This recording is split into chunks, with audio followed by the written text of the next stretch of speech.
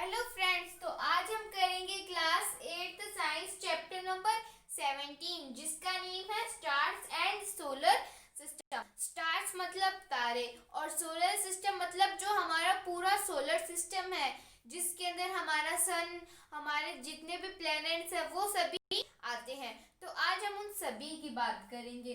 तो पहले मैं आपसे एक क्वेश्चन पूछती हूँ कि जब सुबह होती है तब हमें स्काई ब्लू क्यों दिखती है और जब रात होती है तब हमें स्काई ब्लैक क्यों दिखती है।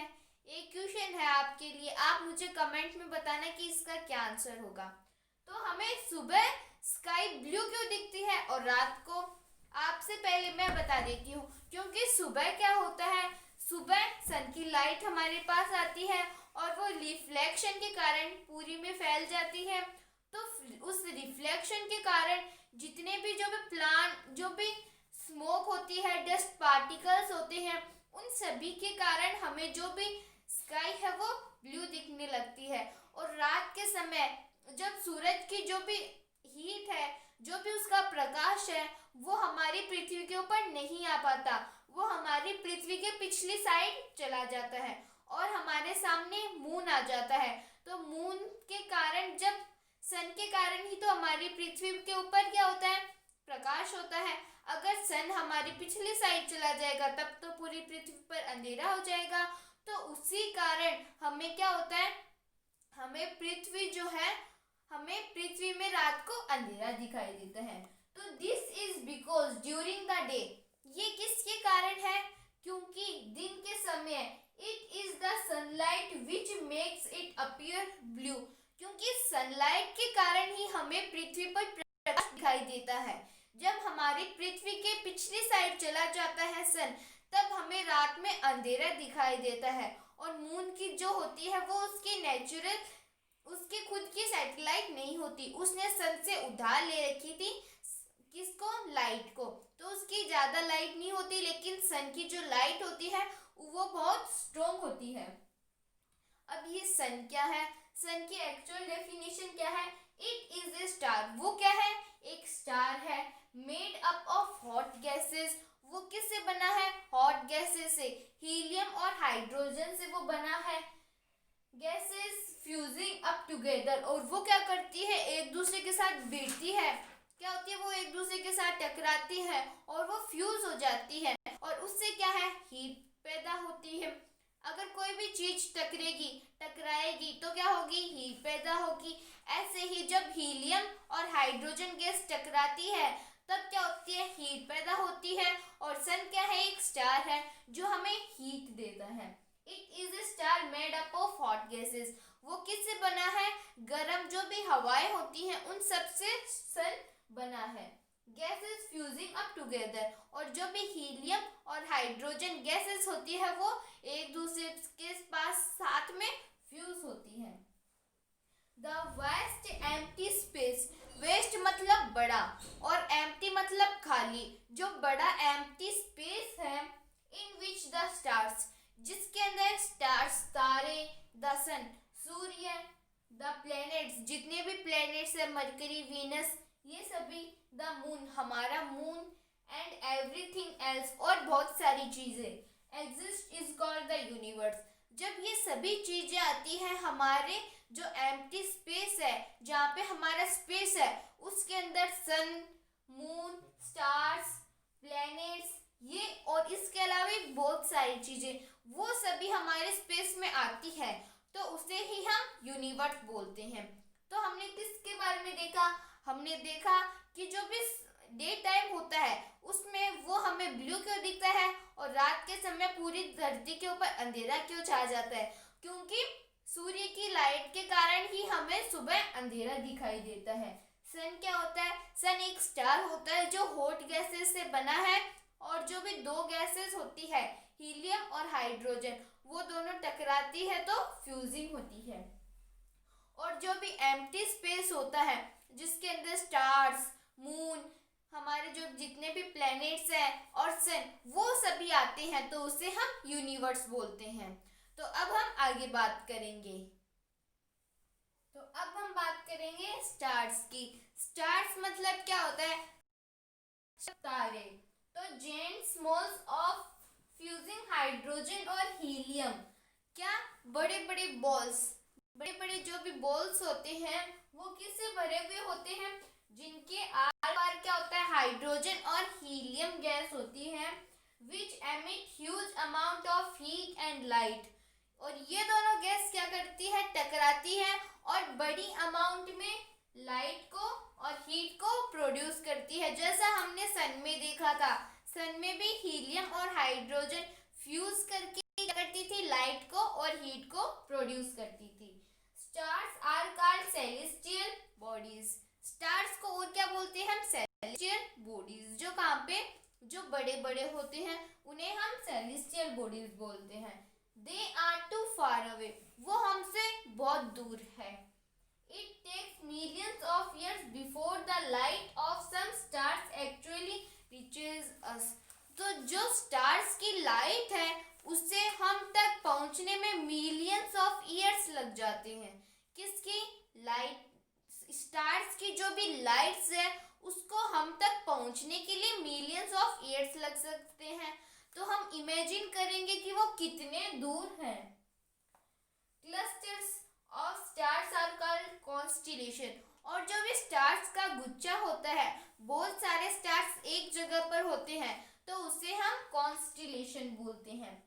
अब कमेट्स क्या होते हैं, तो the bright star like object, जो चमकता हुआ तारे जैसा कोई ऑब्जेक्ट है, with a long tail approaching the sun in a high elliptical orbit. इसका मान लो ये क्या है, ये हमारा सन है। और कमेट किसको बोलते हैं हम, कमेट को। तो कमेट होता है एक ऐसा आगे से गोल, किसका, आग का, और पीछे से उसके टेल होती है। तो ये किससे भरा हुआ है, पूरा आग से, तो इसे हम कमेट बोलते हैं। एक कैसा है, ये एक स्टार जैसा, स्टार लाइक ऑब्जेक्ट है विथ ए लॉन्ग टेल, और इसकी ये पीछे क्या है, लॉन्ग टेल है। Approaching the sun in a high elliptical orbit, वो अपनी हाई इलिप्टिकल ऑर्बिट में सन के पास है। तो ये तो था पूरा स्टार्स और कमेट्स के बारे में। अब हम आगे बात करेंगे, अब हम बात करेंगे एस्ट्रॉइड्स की। एस्ट्रॉइड्स क्या होते हैं, the small pieces of rocks और metals which resolve around the sun in between the orbit of Mars and Jupiter. तो एस्ट्रॉइड्स क्या होते हैं, the small pieces of rocks. मान लो ये क्या है, किसके बीच में होते हैं, ये मार्स एंड जुपिटर के बीच में। मान लो ये क्या है, मार्स, और ये क्या है, जुपिटर। तो ये जुपिटर है और इनके बीच में क्या है, ये छोटे छोटे पत्थर के टुकड़े हैं, ये पत्थर के या फिर मेटल के टुकड़े हैं, विच रिजॉल्व अराउंड द सन। और जैसे ये मार्स और ये सभी जैसे सन के आर पार घूमते हैं, वैसे ही ये एस्ट्रॉइड्स भी सन के आर पार घूमते हैं, और ये ज्यादातर मार्स या फिर जुपिटर के बीच में पाए जाते हैं। फिर alpha Centauri is the nearest stars of our solar system. हमारा सोलर सिस्टम कौन सा है, मिल्की वे। हमारी गैलेक्सी कौन सी है, मिल्की वे गैलेक्सी, और जिसे हम आकाश गंगा भी बोलते हैं। तो हमारे सोलर सिस्टम में सबसे पास वाला, सबसे नियरेस्ट स्टार कौन सा है, अल्फा सेंचुरी। ये नेम हमें याद रखना है, alpha Centauri is the nearest star of our solar system. The distance of the stars are expressed in light years. जो भी स्टार्स का डिस्टेंस होता है उसको हम किस में मेजर करते हैं, लाइट ईयर्स में। जो भी लाइट ईयर्स होती है उसमें हम डिस्टेंस मेजर करते हैं स्टार्स का। किसके अंदर, लाइट ईयर्स के अंदर। वो लाइट ईयर्स के बारे में हम हमारे नेक्स्ट वीडियो में पढ़ेंगे। फिर है मीटर, मेटर। तो ये क्या होता है, एक ब्राइट स्टार, एक चमकता हुआ तारा। मान लो ये क्या है, मेटोर।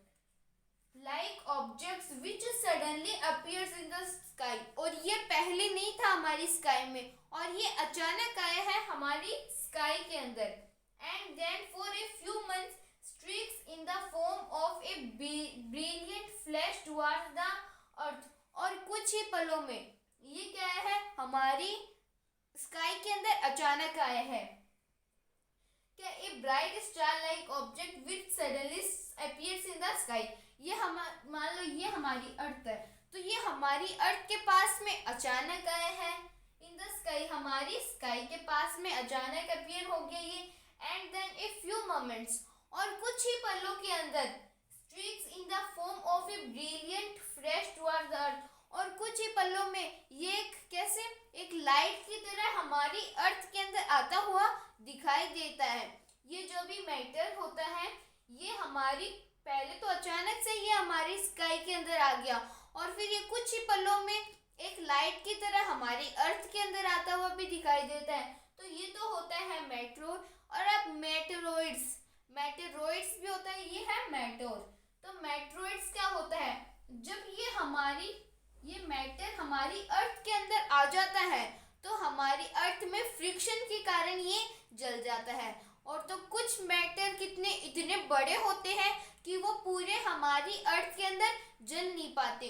तब क्या होता है, तब हमारी अर्थ के कारण वो नीचे आके छेद बना लेते हैं, तो उसे हम मीटियोरॉइड्स बोलते हैं।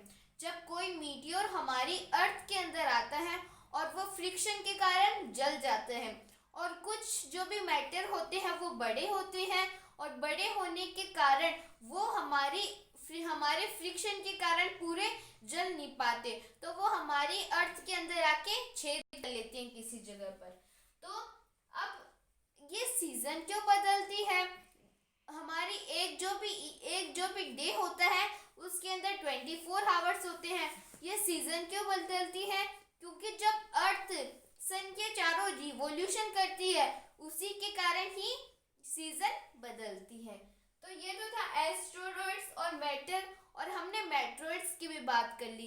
अब हम आगे बात करते हैं। अब हम बात करेंगे नेचुरल सैटेलाइट। एक होती है नेचुरल सैटेलाइट और दूसरी होती है आर्टिफिशियल सैटेलाइट। अब natural satellite, the celestial bodies. Celestial bodies मतलब जो हमारे स्पेस के अंदर है, जो बड़ी बड़ी बॉडीज है, like moon revolving around the planets. जो भी हमारा अर्थ है उसकी जो सैटेलाइट है वो क्या है, मून, तो वो क्या है, नेचुरल सैटेलाइट। तो ऐसे सेलेस्टियल बॉडीज एग्जाम्पल है मून, जो हमारे प्लैनेट्स के चारों ओर घूमती है। मान लो ये क्या है, ये हमारी अर्थ है। ये अर्थ किसकी घूमती है, ये सन है, ये अर्थ इस सन के चारों ओर घूमती है। और ये मून है, ये मून इस अर्थ के चारों ओर घूमता है। तो जो भी सैटेलाइट होती है वो अपने प्लेनेट के चारों ओर घूमती है। जो ये तो है नेचुरल सैटेलाइट। अब आर्टिफिशियल सैटेलाइट, तो जो अर्थ है उसके अंदर जितने भी जो कंट्रीज है वो सभी सैटेलाइट भेजना चाहते हैं स्पेस में, ताकि उनका गूगल चल सके, अच्छा नेटवर्क चल सके। सैटेलाइट से ही हमारा जो भी नेटवर्क है, हमारे मोबाइल का हर काम सैटेलाइट से होता है। तो इसीलिए हर कंट्रीज अपनी अपनी सैटेलाइट भेजना चाहती है स्पेस में। अब orbit, the path along which celestial bodies revolve around the sun or the planets। एक ऐसी जगह, जैसे मान लो ये अर्थ है, ये अपनी इस जगह से ही सन के चारों ओर घूमती है। वो अपने इधर ऐसे नहीं घूमती, ये कभी इधर आ गई फिर कभी इधर ऐसे घूम गई, ऐसे नहीं घूमती, वो अपनी एक ऑर्बिट पे घूमती है। The path along which celestial bodies revolve around the sun or the planets। उनका एक पथ होता है जिससे वो जिससे वो सन के चारों ओर घूमती है, उसे हम बोलते हैं ऑर्बिट। और ऑर्बिट ऐसे सच्ची में लाइन नहीं बनाई हुई है, वो तो एक इमेजिन है। हम इमेजिन करते हैं कि एक ऑर्बिट होती है जिसमें कोई भी प्लैनेट्स है वो सन के चारों ओर घूमता है। अब एस्ट्रोनॉमी होती है, the branch of science which deals with the study of universe. जिससे हम यूनिवर्स की स्टडी करते हैं उसे हम बोलते हैं एस्ट्रोनॉमी। तो आज के वीडियो में हम इतना ही करेंगे। इस वीडियो में हमने देखा स्टार्स क्या होते हैं, मीटियोरॉइड्स क्या होते हैं, कमेट्स क्या होते हैं, एस्ट्रोनॉमी क्या होती है, नेचुरल सैटेलाइट क्या होता है, ऑर्बिट क्या होता है, यूनिवर्स क्या होता है, इन सभी के बारे में हमने हमारे इस वीडियो में पढ़ा. If you have any doubt, any problem, then please ask me in the comments. Thank you so much.